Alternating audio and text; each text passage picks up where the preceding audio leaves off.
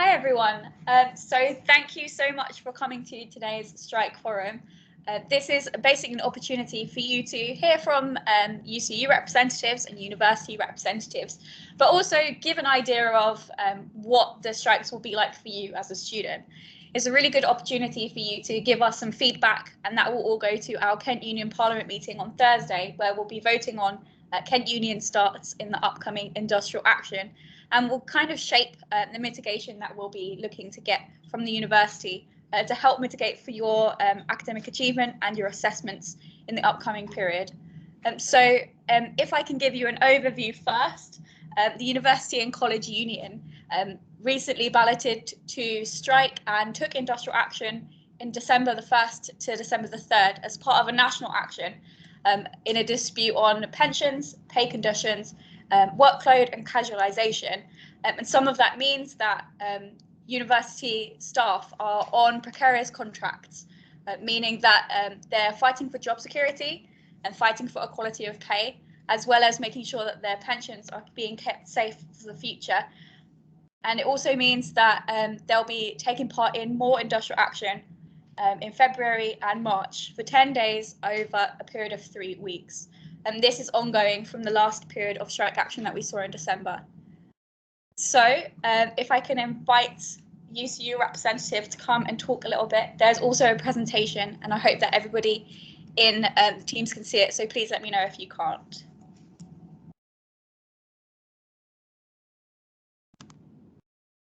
Okay, thank you very much, Aisha, and indeed everyone for having this event and inviting UCU. So I'm Kester. I'm actually the local branch organizer for the UCU branch here. I also teach myself at Queen Mary in East London, so I'm kind of a lay member of UCU as well. So I think I'm kind of hopefully quite well placed to sort of tell you about things and seeing it from that perspective as well, really. So I think I'll go through the presentation initially, and then maybe feel free to sort of ask me to clarify bits as I go, because I'm keenest just to talk directly to students, really. Okay, so why are these strikes happening? So staff pensions cut by around 35%, related conditions worsening. Now, as you all know very well, you're still paying £9 fees. Marketisation is worse than ever. And unfortunately, the executive group, so-called, at the university, they take home over £100,000 a year. So it's not as if we're sort of strapped for cash when it comes to those priorities. And we've also highlighted on this slide the VC in particular. Over the national average at £277,000 a year. So, yeah, I mean, just in case there's any sort of worries about the austerity narrative there's a bit of cash sloshing about for that one. Okay, let me just scan this other bit. So, as Aisha said, I think a lot of students are surprised to learn that there are 0 hours teaching contracts, casualised ones, very precarious ones, fixed term ones, and that's kind of part of the 4 fights elements of the dispute. So I think it's worth kind of flagging that. I mean, I've been on 1-year contracts at a similar university for 6 years. So, no kind of job security there when it'd be so easy to do that. They're legally required to give contracts after 4 years continuous service anyway, in many circumstances. Okay, so yeah, it's actually one of the most casualised sectors in the UK economy. Sometimes people think of universities being, what used to be solid, secure jobs. That just simply isn't the case. Okay. So one of the 4 fights, I've mentioned that. And in terms of getting properly paid, like it's been a lot of pay depreciation. So it hasn't by any means kept up with inflation, and sort of you know, the real terms decreases are kind of massive, 15, 20% over various years in total. And I think this is quite an important one. If staff are stressed and overworked about you know, insecure contracts or worried about their pension, their pay not keeping up with the cost of living, that's not good for students either, right? I mean, if we're kind of not coping, basically not having adequate support and conditions, then that doesn't lead to better teaching, quite the opposite. So, you know, we genuinely are in it together. You do not go to rooms with the executive group. You come and get taught by people like me, people like Claire, the teachers you know and trust. This is just a little graphic of some of the things I've been referring to. Low pay there, 17.6% against inflation. That's the depreciation thing since 2009, that figure. 68% of research academics on fixed term contracts. It's absurd. Many universities, you know, the massive bulk of the teaching is done by staff on those kind of precarious contracts. Workload. Some figures there, but I mean, specifically at Kent, it's so bad that the branch launched local dispute in part over workload, and it is very, very difficult to launch local disputes and get far with them. So that is particularly critical at this institution, I would say. And inequalities, actually, that kind of we didn't maybe summarise that earlier, but it's an important part of the Four Fights campaign. I mean, a 9% disability pay gap in the sector, and yeah, the gender pay gap, 15.1% in the sector. You know, there's no excuse for that, and I think students really understand that. And you know, there's no real sign that senior management in the sector do understand that. A few additional things. Okay, so what we're going for, some of the asks here. Job security, maybe I'll just quickly pick out that one because it has ramifications at Kent. So as part of the Four Fights dispute, we want secure contracts, permanent contracts, not these, you know, rolling one-year ones that are very bad for staff. But again, you know, jobs are under such threat at Kent, we had to launch an additional local dispute, potential even more strikes, because jobs were very much targeted. And that, unfortunately, we haven't got the guarantees from senior management that there won't be compulsory redundancies.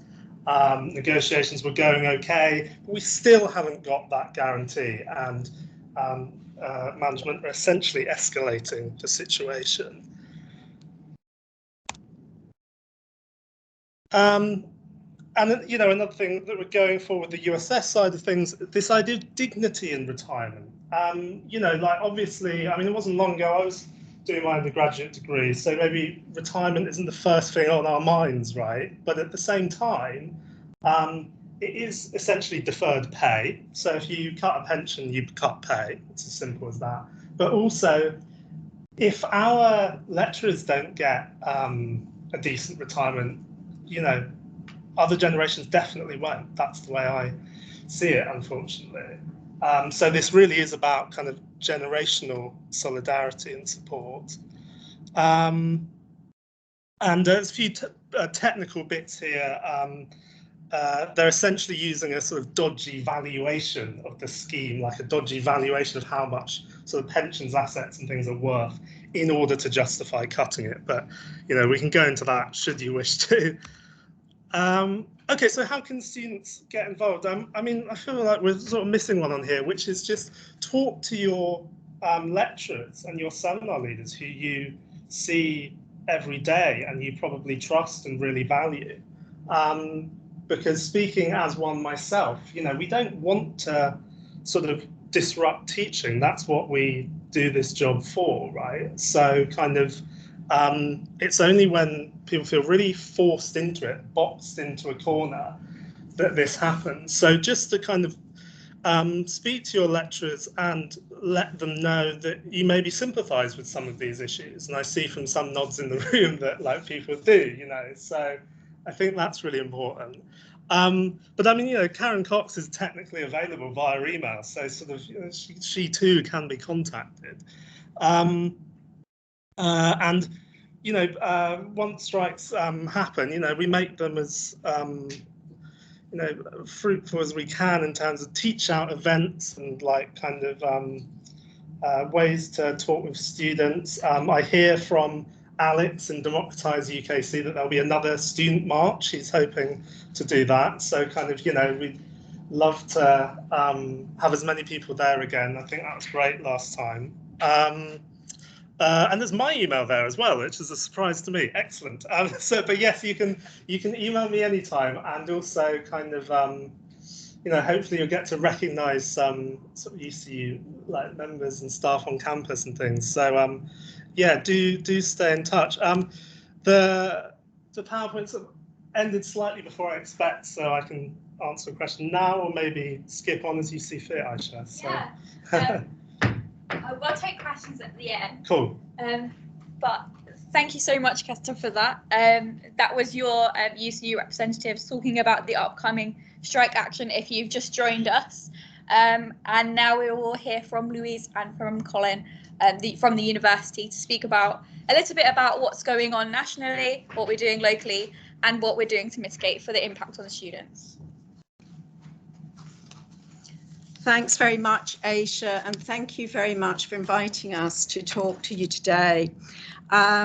Unfortunately, our Deputy Vice-Chancellor, Richard Rees, who is in charge of education and student experience, would have been talking to you today. I know this is a subject he's passionate about, wants to make sure that the education and student experience at Kent is the very best it can possibly be. He's asked me to do this because he's not here today, and for those of you who are online and don't know me, I'm Louise Naylor. I'm Director of Education, and I report into Richard as Deputy Vice-Chancellor, Education and Student Experience. And what I wanted to do on the back of what Kester has already said is that I wanted just to reiterate that we know how much students care about this and the issues associated with the upcoming industrial action. And we feel it's terribly important as part of the communication to students and those in the room today that you know how much we care about the student experience and also the staff conditions, working conditions at the University of Kent. And we want to make sure this is the best possible experience for all. So as Kester's outlined, thank you, Kester, it's very helpful. You will know there are actions going on, the 4 actions that are occurring at a national level. And these are around pay, workload, casualisation and inequalities, as we've just heard. And we've been able to look at that from a national perspective. And there are a number of areas that we feel that we've made progress in the last few years. And it's not the university alone. The university works hand in hand with the union representatives to see how the university can respond to these issues. And we have made progress in a number of areas around pay conditions. And I want you to know that those discussions will continue. We're committed to an ongoing dialogue with the union representatives and also with our students, because clearly where there is industrial action, it will affect you. I think I have to say at the top, and maybe this is not unusual to you, we know that in different areas we won't always agree. And sometimes that's what being at university is about, hearing different perspectives, having different points of view. However, the most important thing is that we are engaging in dialogue to make it the best it can possibly be for all. We also wanted to say we know this has been a difficult couple of years for everybody, but also for the sector in particular. Some students will have already had disrupted study because of the pandemic, for example. And so what we want to do is we want to be determined to make the University of Kent, I think we have a shared purpose in there, in this, about making it a place where people are proud to work, to study, and also to do research. We fully respect the right of our employees to take strike action. We obviously regret that this has been necessary, but we respect their decision to do so in this case. And we will continue to have constructive dialogue with UCU, both locally and also at a national level, in order to address these particular issues. Alongside that, the most important thing, and particularly for the students listening online today, we have to do everything we can to reduce the impact on you, on your studies, or your research throughout any industrial action. So what I want to do is I'll pass over to Colin, who's going to go through the 4 specific areas under consideration. Thanks, Colin. Thank you, Louise. So I'm Colin Smith. I'm part of the HR team here at the university. And I want to kind of talk through some of the things that we've been doing both on pay and conditions and on pensions to address the national dispute that we have in play. So when we're looking at pensions, the people who run the USS pension scheme have identified that there is a significant deficit that we need to address. And that's either by making staff and the university pay significantly more in each month, or by altering the benefits that staff receive. Everyone pension payments and benefits built up to date are secure, but future benefit accrual could be affected. While the situation as a whole is regrettable, we think that changes can be made that prevent unaffordable rates while retaining some of the key aspects and benefits of that pension. Ultimately, if we spend more in one area, such as pensions, then we have to address that spend in another. That would be very difficult in our current climate. In terms of casualisation, so moving on to the 4 fights, historically, as pointed out by Kester, short-term contracts have been overused across the sector, and that can be a particular issue for those at the start of their academic careers. We have made some real progress in this area since 2018. One of the things I joined the university to do at that year was to look at GTA contracts and casualisation. By working with trade union representatives, we've greatly reduced the reliance on hourly paid lecturers by creating new academic salaried academic posts and moving to guaranteed minimum hours contracts instead.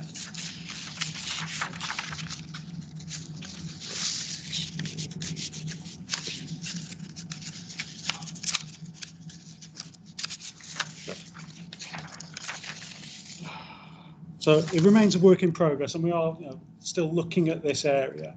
But we have a genuine desire to get this to a best solution for everybody. In terms of pay, obviously pay is negotiated and agreed at a national level, but we recognise that our staff do work incredibly hard to make sure that the student experience is delivered, and we want to make sure that people are rewarded fairly and as well as possible. So whilst we have to live within our means, we're pleased to take the break off last year's pay freeze and give us staff pay rise of between 1.5% and 3.5%, although we appreciate this has not been agreed nationally as yet. We've also put in place a reward strategy to help ensure our pay policies are fair for everybody. Moving on to equality. Equality and diversity and inclusivity are core values for the University of Kent, and we're working hard to reflect this in all of our work. Whilst there is a lot still to do, we have taken some steps to reduce our gender pay gap and are focusing on other protected characteristics too. We're also proud to receive Athena Swan Silver recently, which reflects the work that has gone into this area. This remains a major focus for us and will do until we've stamped out remaining pay gaps. We'll shortly be launching an equal pay audit so we can work with staff to identify the best way to do this. In terms of workload, this remains a challenge at Kent, and we are very clear that we want to see something done to address this. This hasn't been helped by some of the national issues around staff recruitment at present, and we've also seen an impact arising from the COVID pandemic. We have a wellbeing working group in place who are looking at specific issues affecting staff's mental health. We've also added additional resources where we really need it, particularly for those working with Kent Vision. Ultimately, we want everyone to feel proud to work with Kent and to take advantage of the connections that you can make here. If I can, I'd just like to hand back to my colleague Louise. Yeah, thanks very much, Colin. Did you want to? You can take I a can seat take if you want. Sorry, we're just handing over for those of you who are online. So I guess many of you are thinking, okay, I've heard all of that. I've heard what the discussions are about. What are you going to have in place for students? What does it mean for us as students, industrial action? And I think the first important part of managing any industrial action is doing what we're doing today, having a communication with students about what it's going to mean and how the university is managing any impact of industrial action on students. And in fact, just this morning, 9 o'clock this morning, I was in a meeting with colleagues in a group normally chaired by Richard, he wasn't there today, but normally chaired by the DVC Education Student Experience. We have members there who are in charge of quality. Colin was there because he's involved in HR. And in terms of student representation, we have both Aisha as your president and Lupe as your, what's your technical term? You're VP Academic Experience. Yeah, I did think, I was going to say, sorry, I'm Vice President, VP Academic Experience. I was going to say VP and then I questioned myself. And actually that group has been set up very specifically. Our main remit is to oversee and manage any impact of industrial action and particularly the impact on students. So I'm really pleased you're listening in today or will listen to the recording so you know what we're working on with your best interests at heart. When it comes to strike days themselves, I'm not sure that's been announced in this forum, so I'm just going to make sure that you know. I think it's, who's got the dates? It's February 14th, 18th, 21st, 22nd and 28th of February, and then the 1st and 2nd of March, just for clarification, if anybody's joining us that didn't know that. And the first thing that we'd be looking at is any disruption that has happened on those strike days. Now, unfortunately, it's the nature of strikes that we cannot predict the impact on students in advance. Number one, we don't know which staff will take strike action, which subjects may be particularly badly affected because they perhaps have proportionately more staff who are members of UCU, and indeed what scheduled classes are taking place that day on those days that might be disrupted. Where possible, if we do know in advance, we will let you know if classes are disrupted, but we may not find out until the actual day. And so we need to apologise in advance that there is likely to be some disruption that is unavoidable. What our group is going to be doing in particular, however, is to monitor and record any impact that strike action has had on our students' teaching, on their learning, on their assessment, and also any mitigations that have been put in place to minimise the impact.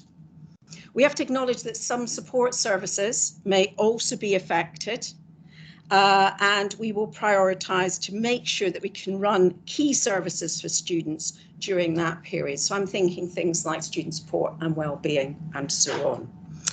And of course, your division will probably be the first point of contact locally if you have any concerns about the teaching or learning you've been missing. Our priority in all of this, the priority of our mitigation group, is to maintain the quality of your education while minimising the disruption to your studies. So just to conclude, I want to thank you for inviting us along today. And I hope you found this helpful, both hearing Kester's point of view of the issues and the university's point of view in terms of how we will manage, mitigate and protect your student experience.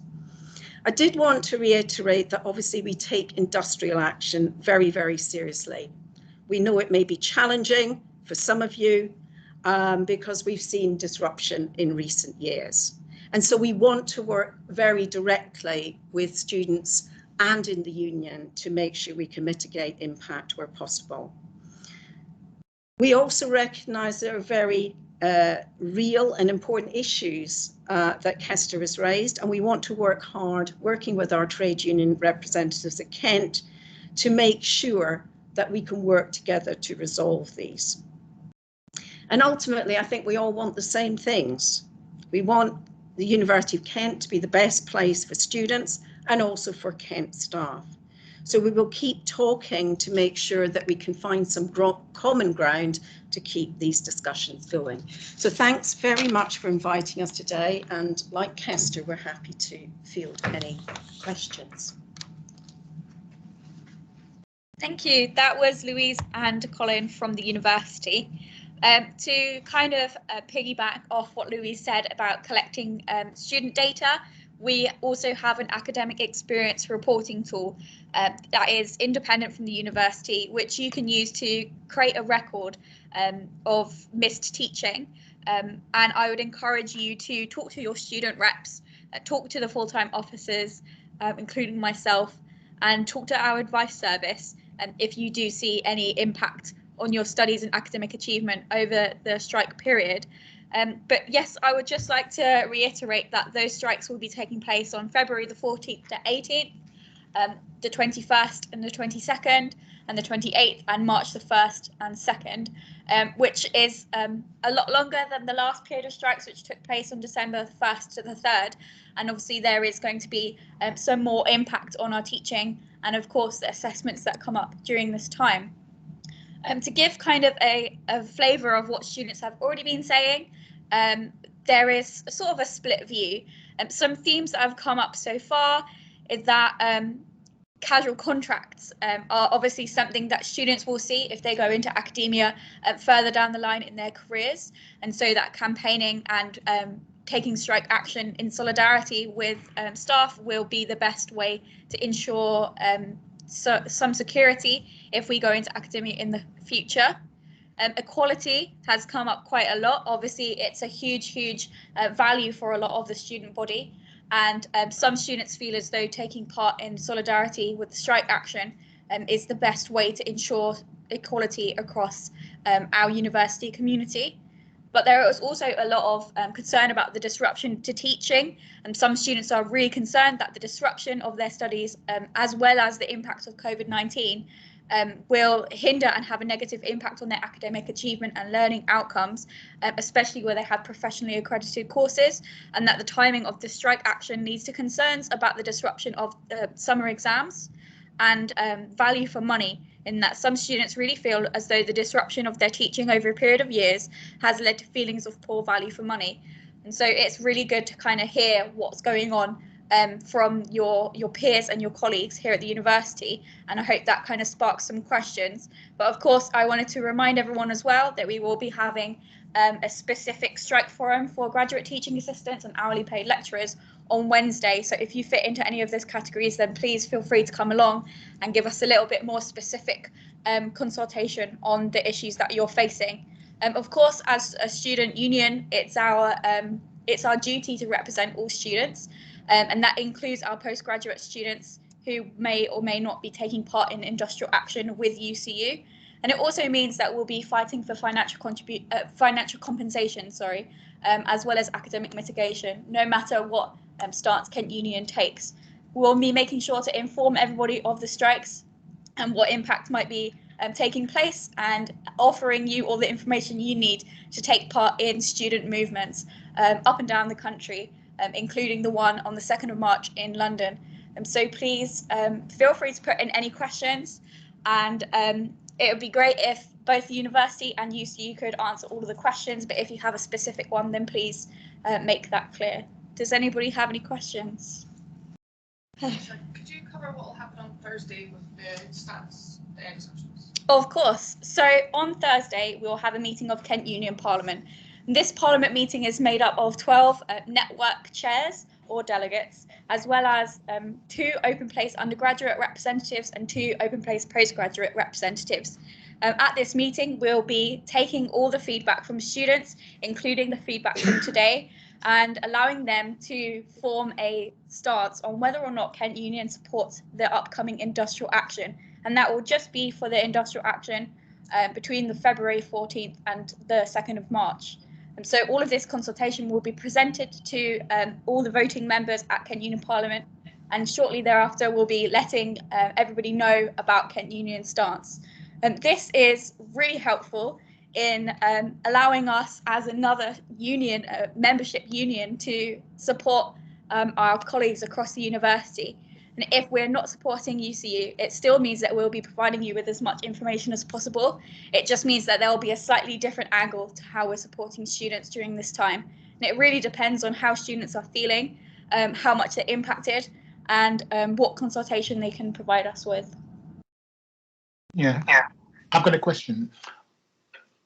Yeah, I would like to thank the first presenter, concerning this gathering.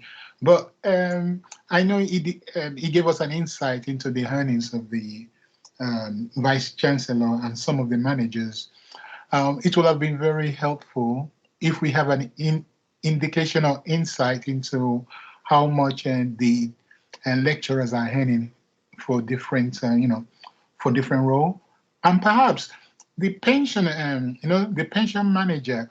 It would be nice to see, to have a form of comparison or insight into how much the pension managers are earning as well. And my question now would be, I know, how often are we going to be having this meeting? I don't know if anybody could answer this question. That's one. Secondly, this strike action has been going on for some time. I'm wondering, do we have a means of contributing into finding a creative way of resolving this once and for all? Because I felt this action is not very good for the reputation of not only for universities in general, but we have to bear in mind that foreign students do have a considerable input into the GDP of the country. And if this sort of action continues, it may have a damaging effect, not as per the university itself, but for the country as a whole. Secondly, it's very important that our lecturers, they have a job security. Otherwise, the motivation, the time they're going to be, they'll be spending in teaching, in delivering quality service, they're going to be using that time to start job hunting, and that's not good for morale. Thank you. Thank you for your question. If I can invite Kester to come and speak on behalf of UCU.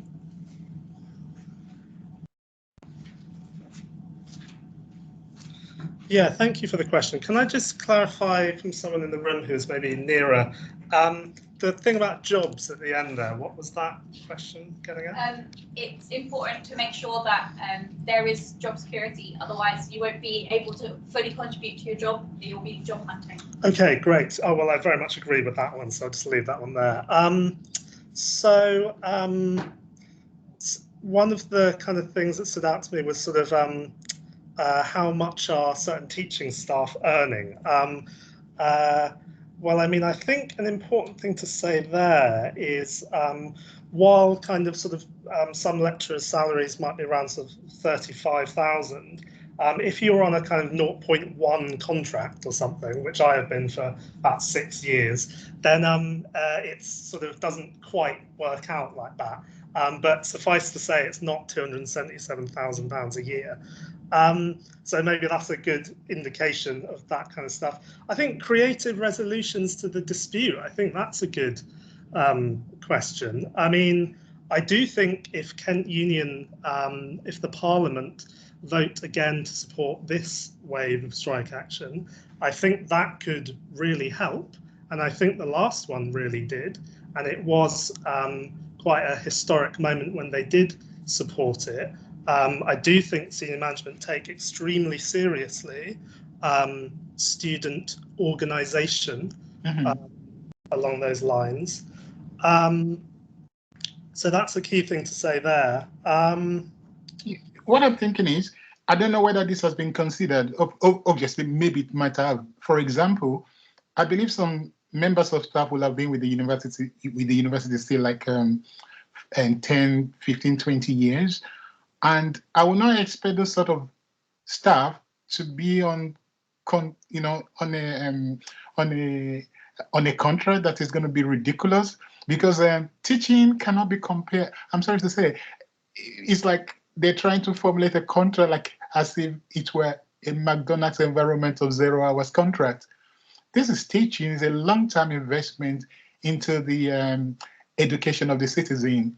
And these citizens are going to be the future scientists, engineers who have to be competitive on the international scale. If we're not going to be able to deliver a quality service, then we don't expect the country to be able to compete with world leaders when it comes to technology or, products and services. So this has to be taken, has to be think through carefully. So that's why I'm thinking, if we got staff that has been employed for a while with the university, maybe the new staff can be taken on this proposed contract. I don't know if that's going to be a useful resolution, but somebody will serve the university for long time. I think it will not be fair on them not to have a secure pension or contract. That's the way I see it. Yeah, I mean, I absolutely agree with you that job security and a reliable, fair pension very much supports staff to provide a decent education that helps students and future generations. I mean, on job security, the element of the current strikes is kind of precarious contracts, but at Kent, the local branch has balloted now 3 years in a row in order to defend jobs. That is how insecure staff are made, even when they might have been at the university for many more years. So, which is exceptionally unusual. It's very, very difficult to get a ballot to defend jobs, and they've done it sort of, several times in a row now. So that should just kind of give you some indication of the kind of constant insecurity staff are placed in, which is not good for students. I think that's maybe a point to pause for others.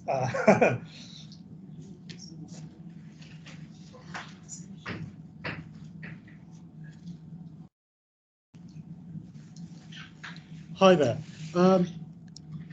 If I can just address the point about casualisation. So there are legitimate reasons why we might have some people on, I think we refer to them as 0 hours contracts.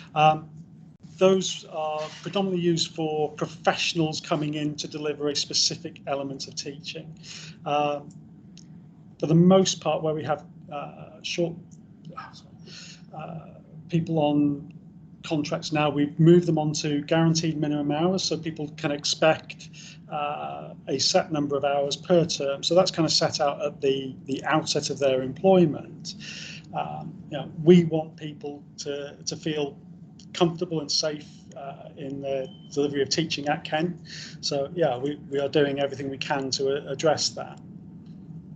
Does that kind of provide a reasonable answer to your question about casualisation, or is there something further I could say?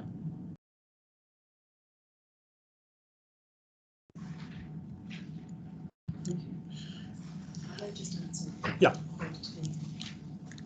If it's all right, I may just add something about quality. Really important that whatever we're delivering, however we're delivering it, and by whomever it's being delivered, we need to make sure it reaches a certain quality.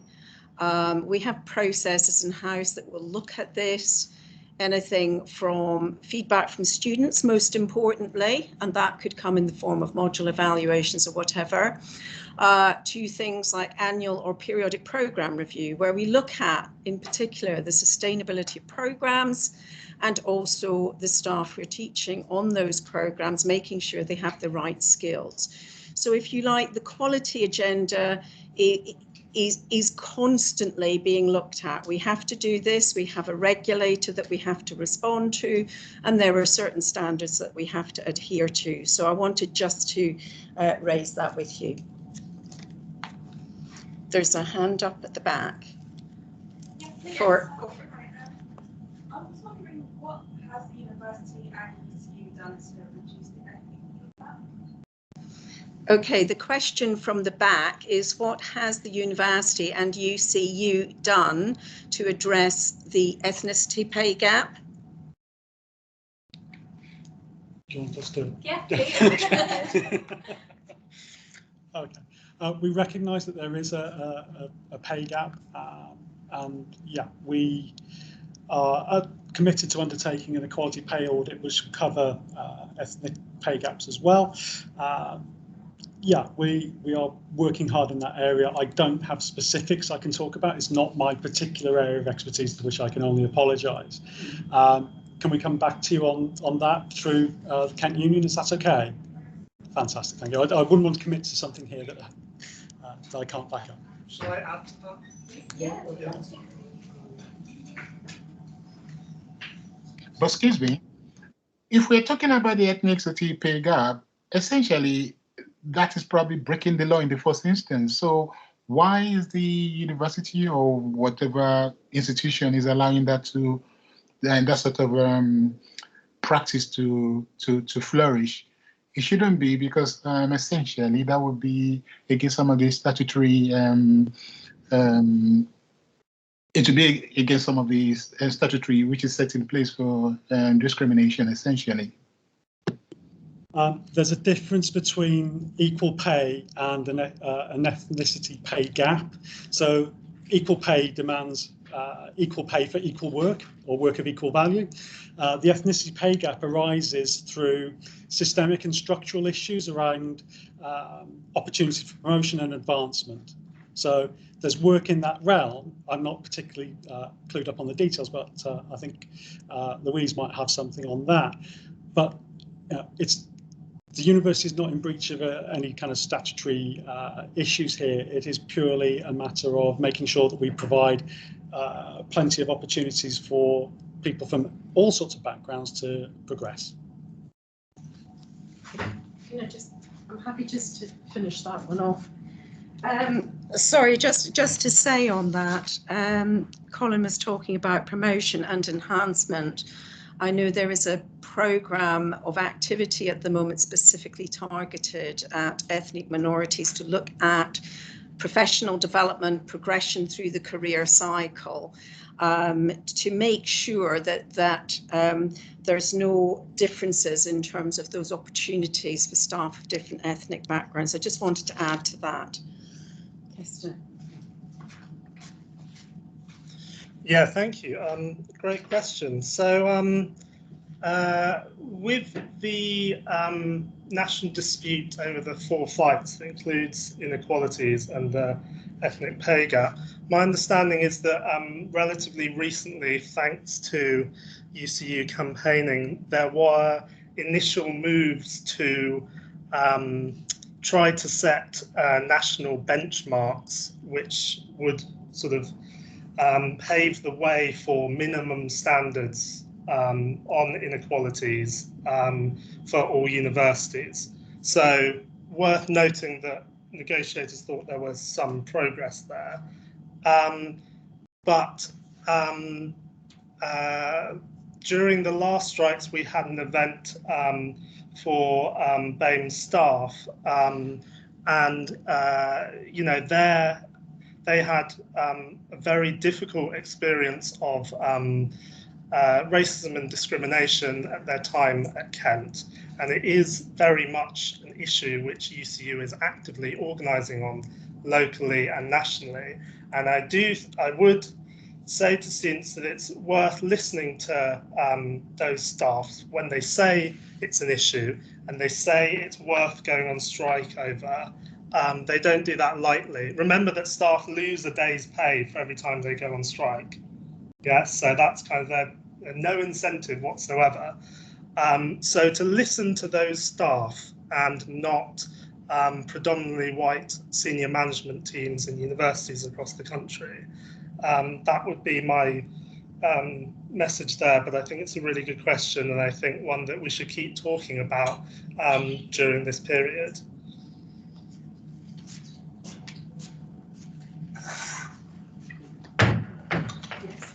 Thank you so much. And are there any other questions, either online on Teams or in the room? Yeah. Oh, a final question. How often are we going to be having this sort of meeting? To kind of give you an overview, so please forgive me because I'm here in the capacity to facilitate Kent Union's conversation, but I've been a student at Kent for a while. I came here in 2017. Clearly couldn't do the maths that quickly. Sorry for that. But for me, I think I missed 22 weeks of teaching. So obviously it does have a huge impact on students when this takes place. And I think it makes it even more important to make sure that students are really involved in these types of conversations.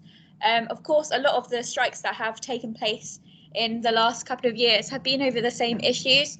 It really kind of begs the question of, like you mentioned, how can we find new ways to tackle them so that multiple parties are kind of happy? And what can we do to ensure that students still feel empowered, that they're still receiving their learning outcomes, and that they're still kind of getting the education that they are paying lots and lots of money for. Of course, it is a very difficult situation for everyone involved, really. We've had COVID-19, we've had bouts of strikes all throughout our teaching, and a lot of returner students, as well as new students, will have seen strikes already this academic year. So it's a really important question. I'd like to invite either UCU or the university to come and speak on it. Thank you. Is this on the amount of disruption, or sort of like, what do you envision for the future? Because strikes have happened now quite a lot of times in the last couple of years. So kind of how much do we anticipate this to continue happening? I think, is that a fair representation of your question?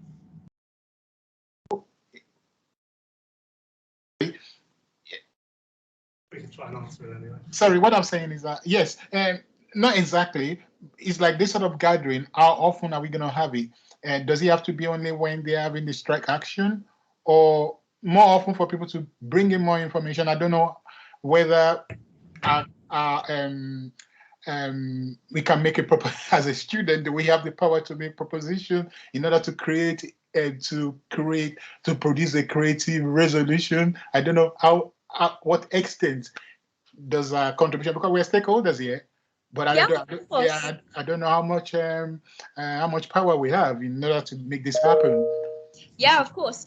So we have these forums as part of our policy, and when UCU announce industrial action, it forms part of our student consultation. So these forums will only take place when industrial action has been announced, but Kent Union is in conversations with the university as well as UCU throughout the year. And we are involved in sort of mitigation meetings, as Louise mentioned earlier, and kind of able to bring these ideas to the table.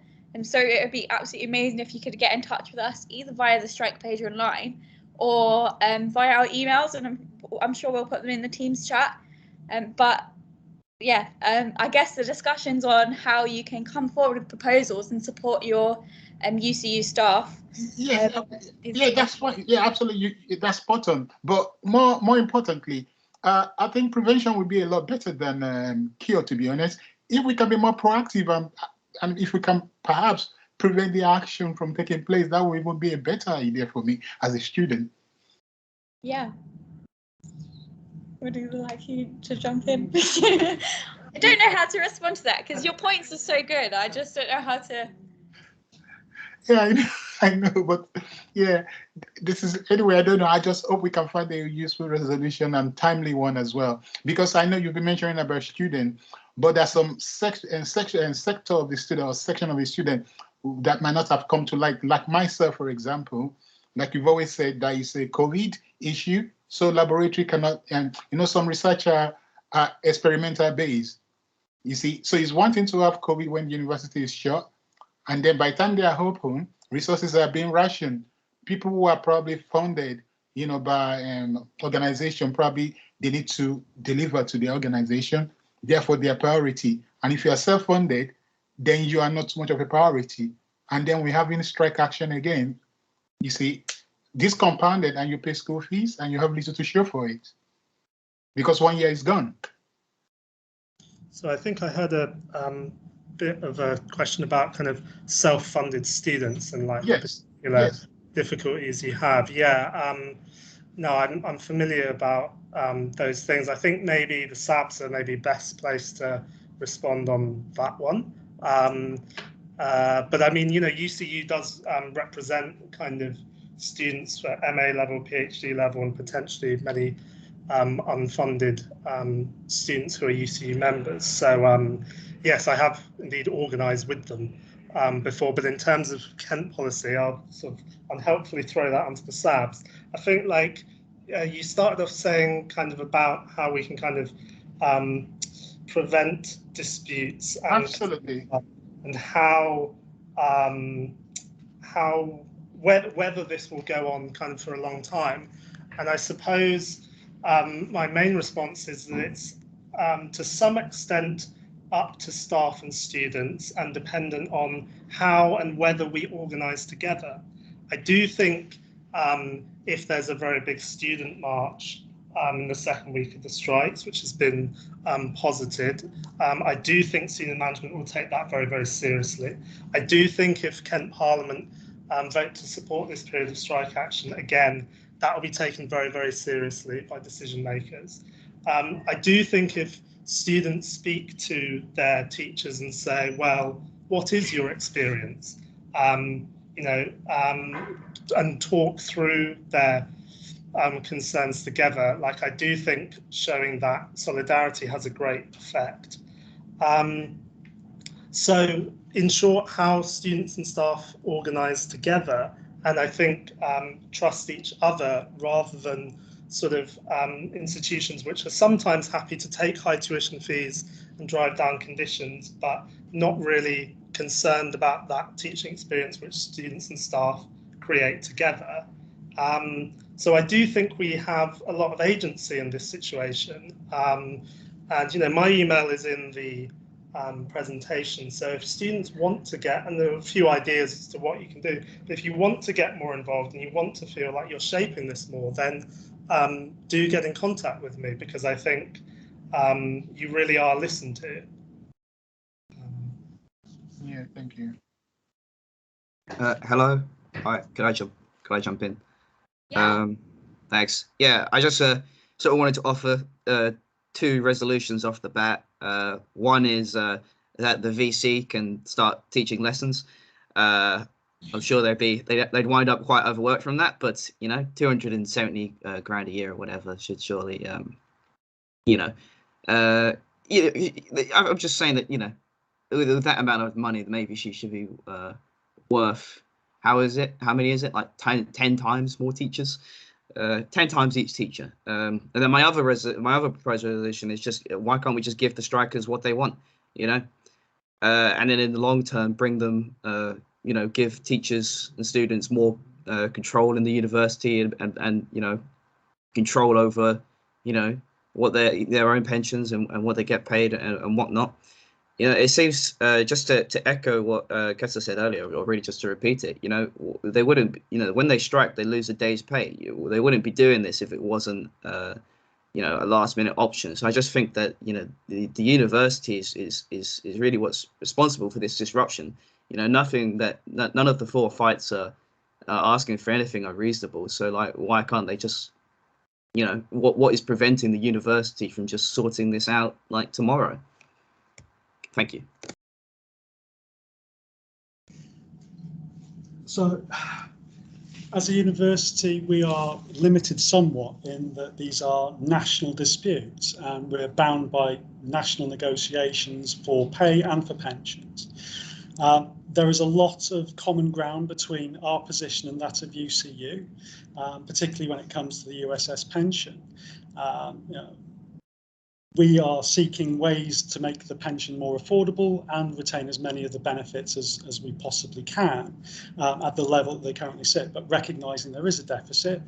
But we recognise we also need to have a change in the governance arrangements for that pension scheme in order to stop this reoccurring year after year after year, every time there's a valuation and we end up in dispute. So that's a university position that we are trying to push forward nationally. Other than that, in terms of pay and conditions, what we are doing locally to improve working conditions, we'll continue to work with UCU to push that forward. So I've got a final question. Sorry, I didn't quite catch your name, please. It's Colin Smith. I'm the employee Oh, relations. Colin. Yes. out of interest, I just wanted to find out. I don't know whether you are the one that did the presentation where you showed the managers who are earning 100,000 per annum. That was Kester's slide Kester. from TU. Okay. Related to 41 managers earning excess of Absolutely. or That's 41 a lot of staff, money. not managers, because it may be professors as well, don't forget. Oh. So that's not just managerial staff, that's all staff, 41 of all staff. Oh, so do you say you reckon they might be professors as well? Is that what you're saying? Yeah, the 41 will include some professorial staff. Okay, maybe it's good to be able to differentiate where, like, sort of professor, we know those are the people bringing money into the university. But if some people are actually just conducting management, I don't know. It would be nice to know what sort of job do they really do, and to be really be able to appraise their earnings compared to the teacher who are actually doing the real, I don't say the real job, but the core job of bringing money to the university. Because if the quality of teaching is poor, students definitely will not be coming. Obviously, if the quality of the teaching is good, and the research, the rating of the university will increase, and that brings more students into the university. So maybe it's good, instead of lumping them together, maybe we can have an insight into who is a professor and who is which group is are just managers, and it would be good to know what are they managing, because we've seen some unfair earnings. For example, if you look at the rail services, where the chief executive is earning £600,000 and the prime minister is 150,000, and we know that the rail is just I'm sorry to say, I mean, the service is not too much to talk about, but compared with the earnings, I just hope that the same sort of practice is not going on within the university. Sorry, I'm just really conscious of time, and we're scheduled for like an hour, and we're over that, I think. So can I just bring in Louise to talk about quality? Yes, just very quickly on that. Although the focus of the action will be on the disruption of teaching, I think we've got to be very clear about university business. University of Kent is what's described as a dual intensive university. That means we do teaching and research, and in many cases, the research informs the teaching. So we have research-informed, research-led teaching. So I think one of the points I heard you saying there was why pay professors the higher salary. You have to remember that they're bringing a lot of research money into the university in the same way as people who are teaching are perhaps bringing in the undergraduate fee. So we need to look at this around, because I didn't say that. I didn't question that. Sorry to interrupt. I didn't question the professor. Sorry, in fact, it's that's quite exactly difficult to hear. Okay, what was the question then? In fact, I was appraising the professor that I can understand they're the one that brings the money into the university. That's the first thing I said. The one I'm saying is that if only we can divide, because they just lump everything as 41 people earning 100,000. I'm saying it would be nice if you can know which section, how many people are like sort of professor who are actually bringing money to university, and those that are all, just performing managerial jobs. If you can have a pictorial, how many people constitute professor, how many people constitute managers. That's what I was asking. Okay, yeah. Sorry, yeah. Fine, thank you very much for your questions. I think Lauren's coming perhaps just to wrap up. Thank you. Yes, that's probably not something we have a number on at the moment, but we can certainly have a look at getting that. Thank you so much to everyone who's joined us in the room and online, and for all of your questions, and especially thank you to Kester, Colin and Louise. The recording of this call will be going up onto our YouTube channel, so it'll be shared on all of our socials, so please do keep an eye out for that. Share it with anyone who missed today's meeting, and do use that platform to ask any more questions that you have as well. Thank you very much for joining us, and enjoy the rest of your day.